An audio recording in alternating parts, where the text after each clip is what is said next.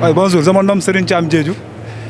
Je fais partie de la jeunesse de Djabir. Aujourd'hui, nous avons appelé la presse pour revenir sur notre manifestation qu'on avait eu à faire ces moments passés concernant le lotissement. Mais jusqu'à présent, nous constatons que les choses deviennent de plus en plus pires.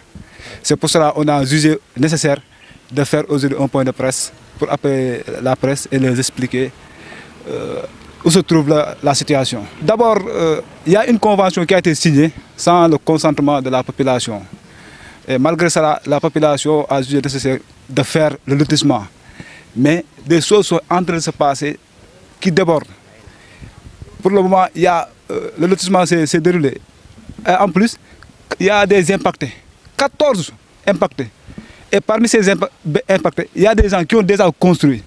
Et on ne parvient pas à régler leur situation. Et en plus de cela, les gens sont ici en train de vendre nos terrains. Et il paraît même qu'on a vendu plus de 28 terrains, si on a la preuve. Mais nous aimerions dire il paraît. En dehors de cela, ce qui nous étonne dans la convention, c'est STI qui a été désigné pour faire le lotissement. Mais à un moment donné, nous, on voit le cas de topo. Mais dans la convention, c'est STI, Toit du Sud, qui est censé lotisser la mairie, le lotissement. Donc, pourquoi cette anomalie? On ne sait pas. C'est pour ça qu'on est là aujourd'hui, pour déquincer et dire que nous ne sommes pas d'accord. Le lotissement doit s'arrêter. Il doit s'arrêter. Parce que ce n'est pas normal. Ce que nous sommes en train de vivre, ce que la population est en train de vivre, ce n'est pas normal. Imagine-toi un lotissement où la population ne parvient même pas à avoir un marché. Vous pensez que ça, c'est un lotissement? Non. On nous propose, pour notre marché, d'attendre dans les autres quartiers. Par exemple, Djibona. Mais Djibona ne fait pas partie de Djabir. Nous voulons un marché dans notre Djabir. C'est ça que nous réclamons. D'abord, nous interpellons le gouverneur. Après le gouverneur, le préfet. Après le préfet, on vient chez le maire. D'ailleurs, on a écrit une audience. Et on attend le jour qu'il nous appelle pour qu'on lui étale les problèmes du lotissement.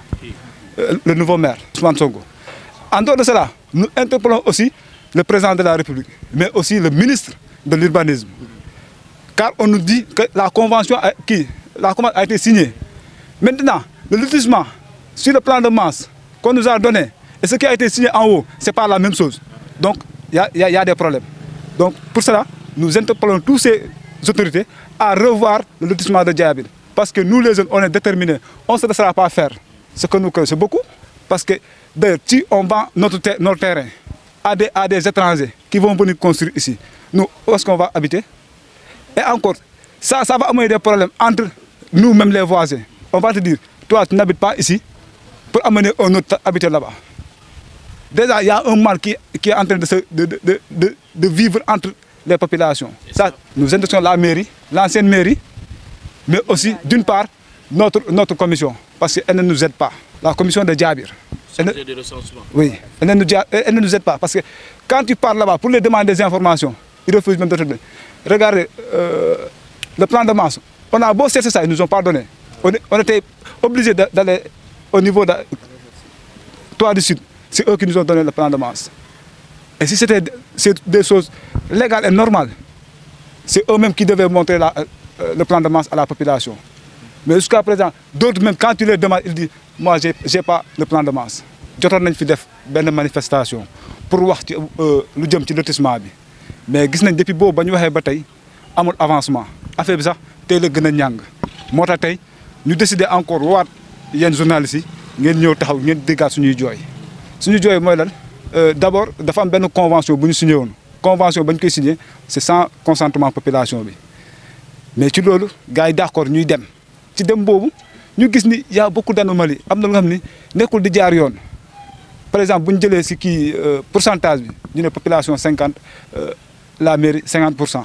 Xam nga loolu neexut day jeexal xol sax mais bu ñu jógee foofu lotissement bu amee ba pare y a des impactés 14 impactés moo am fii Djabir ñu nga xam ne ñeneen sax ñu ngi foofu dañaa tabax seen kër mais ba léegi mënuñu leen wax fa la ñuy nekk ñeneen dañuy jóg mais bu jógee foofu ñu def suñuy recherche ñu gis ni si convention bi c'était waa Toit du Sud ñoo moomoon lotissement bi mais à un moment donné ñu waa Casa Topo la ñuy gis ñoom ñooy ñëw di lotiser d'ailleurs moom parfois sax dañuy ñëw sax ak ay nit di leen di wan ay terrain ñuy jaay te lotissement problème jaay bi rek léegul nit ñi ñu ngi xeex ci loolu déjà ñu gis ñuy jaay ay terrain xam nga loolu neexut voilà moo tax tey ñu ñëw fii di jooytu loolu instant yi ñun mën nañu wax ancien maire bi parce que même waa Casa Topo sax des fois bu ñu ñëw bu ñuy def lotissement bi boo leen laajee ñu ne yéen waa maire bi sax ñoo nekk sonal fii ñu bëri ñaan waa ancien maire bi lañ war a topp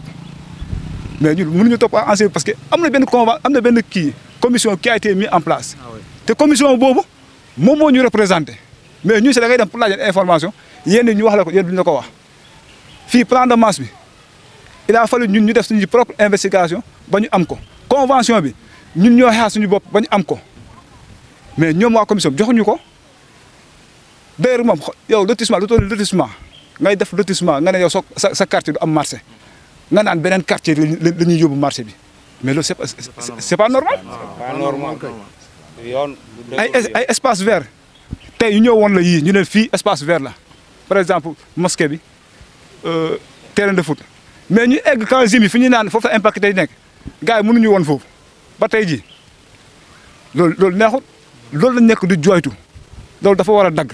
luñ ci d'abord luñ ci ragal mooy affaire bu continuer nii ñun ñi dëkk Jaabir sax on sera des étrangers on sera obligé ñu génn Jaabir dem dëkki feneen parce que problème numéro yi tey dañ lay jox numéro nga yaakaar ne fu ñu la jox mooy sa kër boo demee fële ñu ne la foofu tamit am keneen ku ñu jox numéro kooku tam mu ñëw mu ne fii nii sama kër la yow fa nga xam ne yow fa nga dëkk ñu ne fii sama kër la xam nga daal c'est des problèmes moo tax ñuy bañ loolu parce que sinon après population bi dañuy rend seen biir te loolu la ñuy bañ yow nit ki xamoo nan la def am terrain am mu gën terrain am yaakaar ni fii mooy place am un bon jour nga ne ko yow fii du sa terrain pourtant gis nañ fi gars yi ñuy dugg si nekkul leneen dañ leen gis ñuy dugg si temps yi passé rek am na ñu xam ne suñuy maman ñoo leen interpellé ñoo fekk leen terrain bi ngeen di jaay du seen bos même bu nekkee waa Casa Topo ñoom ñooy lotissé kii bi am nañ si loo sax mais nañu xaar d'abord suñu problème jaay bi réglé ba pare ñoom ñu doog a jël seen wàll mais ñoom mënaguñu jaay te ñu jëlaguñu suñu wàll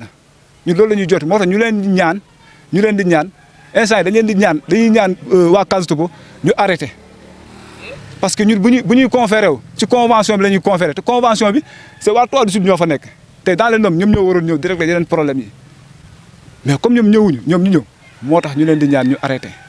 si lu jëm li c'est le nouveau maire bind nañ benn demande d'audience ñu ne ñu ngi étudier cas bi mais ñu wax ko yàgg nañ ko wax parce que moom ci boppam amoon ay jamono ñëw na fi Jaabir nee na si campagne bi nee na il suit le dossier de Jaabir donc comme il le suit xam na lu fi nekk te wax dëgg yàlla ñu ñaanuñu nekk fii Jaabir juddoo fi màggee fi ba heure bi ñu ñuy déplacé di ñu yóbbu feneen moo tax na jël cas bi au sérieux na jël cas bi au sérieux président kii le nouveau maire Ousmane Sonko na jël cas bi au sérieux réglé ñu quitte sax à ce que ñu bloqué pour le moment le lotissement ñu apporter ay nouveaux corrections parce que ça c'est pas normal luñ ciy ragal mooy lan ñàkk suñu terrain wala ñun suñu biir ñun population suñu biir ñu rent suñu biir parce que imagine tey du su am terrain am ñu ñëw ne ko yow fu nga nekk nii du sa bos